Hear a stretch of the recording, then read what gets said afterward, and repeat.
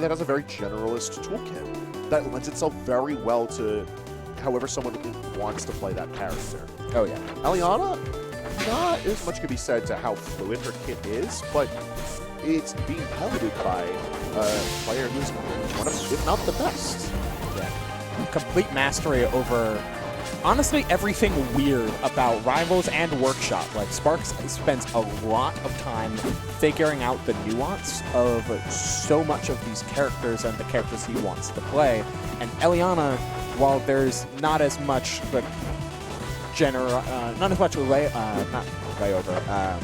blanket coverage with a lot of her moves, like how you can use X or Y in a lot of scenarios, it is chock full of different nuance and different ways to use these things. They just function on a different axis. Definitely. I think that's a very good way to put it, because when you consider the utility of her missiles, and especially the coverage with mine, whether it be on a character or on the stage, there is an infinite amount of ways that Sparx will be able to control space.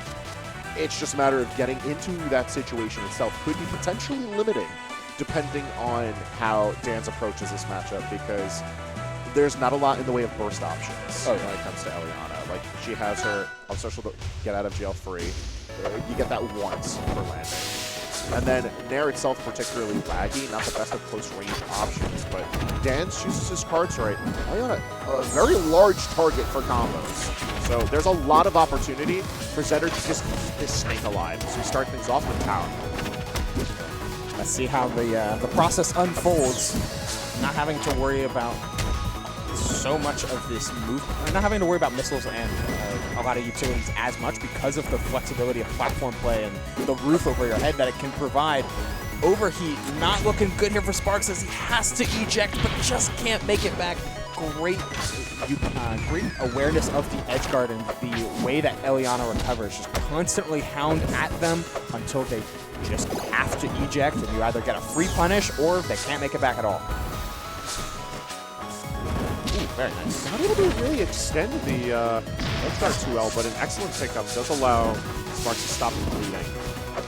I'm a bit worried for Sparx, though, to be honest, because Dan is showing like no restraint when it comes to approaching and putting a lot of use towards the fireball for this particular matchup. Where, like, yeah, he used it as a coverage option prior, but the fact that he is willing to throw it out means that Sparx doesn't have as much safety in his own zoning tool.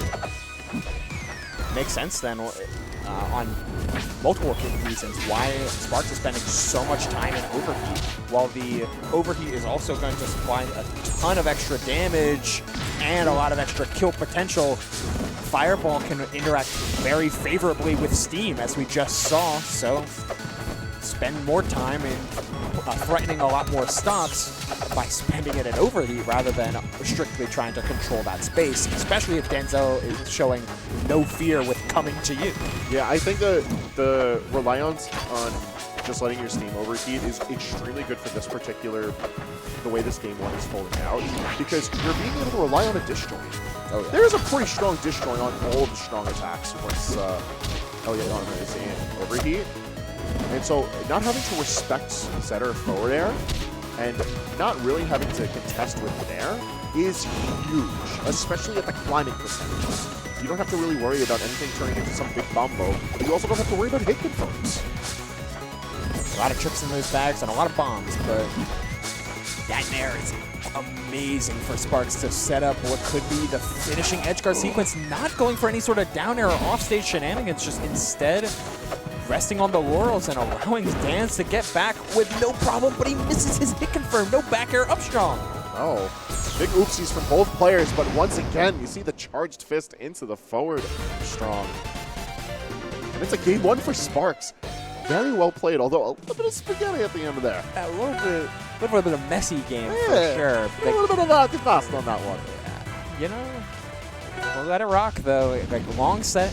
A lot of solid game plans and solid ideas that just need refinement in their execution from both sides. Yeah, I think that Game 1 did an excellent job of acting as a precursor to a potentially Game 5 set. Because you see right off the bat that both these players have a very strong understanding of how their own game plans can sort of fall apart right away. So they need to adjust accordingly. But these are two players who are very good at showcasing their ability to adapt. Oh, hello. We didn't select anything and let him slide right on in with that charge. That's crazy. Alrighty. Like, perfect amount of charge on it, too. Yeah. Hey, an early stock can do a lot of good for any generalist character, and especially up against Eliana, because now a lot of the hounding that she does with missiles doesn't hurt as much. Definitely. Uh-oh. If you're a Dan fan, you never want to see something like that, particularly the confirmed that Sparx going for yet again. Hunting Big for this call out. Have a grab. No dice. Very different approaches on how to control that offstage space here, with Dan just trying to keep himself locked a little bit onto the base platform, using the platforms to extend, but just generally rack up the damage, not really doing too much. Sparx trying to cover those higher recoveries. There's a lot more reward, of course, but Dan hasn't really shown that he's willing to go that high up yet. So I fear that may have been too early of an adaptation for Sparx. I like that overshot there from Sparx. Not only putting him in burnout where he's preferred to spend a lot of the time in this matchup, but finding a hit and capitalizing on Dan's trying to play the dashback game. And it's led to the tune of 63 in climbing, which has all been disadvantaged, but a quick fastball reversal there sets up Dan's for a continuation of that lead play. One of the tragedies of Eliana is even if your DI is superb, like you've seen from Sparx, she's just big. It's a big mech. Big mech with some big extensions on the part of Dan, taking full advantage and the delay in order to power straight through the fist, but no wall to tech on for that one. Sparx, plenty of chance to win this game right now. Eliana has been known for some shenanigans off stage, especially when you can find one of these prominent starters, but Dan's not letting him with that shine. Yo, every which way, he is trying to find this confirmed. We need the Shoryu. We need it. We're swinging. No, he really is just putting it out. Modern Ken will be like, for real. Show you in neutral. Whoa, that up air was clean there from Sparx. And again, an extended disadvantage, pushing it off Perfect stage. timing on the strong hit, too. No way, says exactly Bagel. Yeah, no, like, astute observation. Ooh, tough pill to swallow there for Dan's, but we're running it straight back. Understandable. Yeah, Like, I I mean, feel like generally speaking, Dan's played out the stage very well. He had a fantastic start to the game too, but the clutch factor just came in for Sparx. The only thing that went wrong was the very, very end. Sparx soars to the skies. An underrated recovery route, as simple as it is, of just saying, I'm going to go up to the sky, make enough space for me to land with my aerial, and then come straight down. Wow, you're gone. You know, it's funny. It's like you expect such a large target falling so slowly to be easy to counter and punish. You don't often see it get countered and punished, however. Still, Dan's in in the same spot as he was in the previous game, though, but it seems like playing it with a little bit more confidence, a little bit more moxie.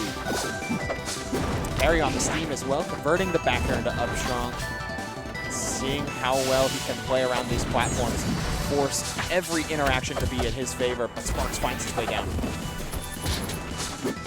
I like this from Dan in this particular game. Whenever he's seen Eliana in overheat, trying to play a bit more on the outside, just trying to box out. Because you don't want to have to run the risk of all of a sudden Sparx finds this one straight hit. And he just so happens to be prepared with that one straight hit, being able to extend it into a combo and probably kill. Like, not giving him that opportunity at all, I think is a smart way to play it out. The long game just works out really well for Dan in his favor, but now long game ain't looking too long. We're sizing up for a potential 3-stock here. Just lather, rinse, repeat. Zetterburn forward air. It sets up for so much, whether sweet or sour spot. You either get the same situation again, or you get potential to do something like a fair jump down air, as we saw Dan's do. Just consistently applying that offstage pressure, using those disc joints like forward tilt to catch a sneaky ledge dash from Sparx, and finally the game that reestablishes confidence in your game plan. It's like, all right, I'm playing the matchup right. A few unlucky breaks, but nothing that can't be overcome if you're Sparx and excuse me, if you're both Sparx and Danz when it comes to game number 4 here on the Merchant Port. A very interesting pick. I feel like there's a lot of opportunity here for Dan to once again run away with a potential game, but I think it's a sound gamble from Sparx because likewise, this is a lot of open space that Ayana can navigate very well, and more importantly, will be able to zone well through. Did he land? No, he did not. Excellent catch.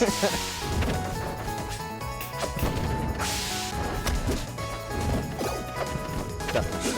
Yeah. I like how he's going for a lot of the short hop fireball, so he knows in case he gets parried just to duck. It's simple, but it's effective. The ejection read was so good on the part of Danz, but just didn't get a strong enough punish, and now... Oh, he almost hit him with the niceness with that one. That missile extension would have just been the cherry on top of an amazing early game on the part of Sparx, but even still, rocking with the lead for the first time in 2 games, and it is not looking back at all. Oh, he's chilling. He's hanging around his mine for as long as he can. Strong comes down. Speaking of, the mine allowing for safe passage.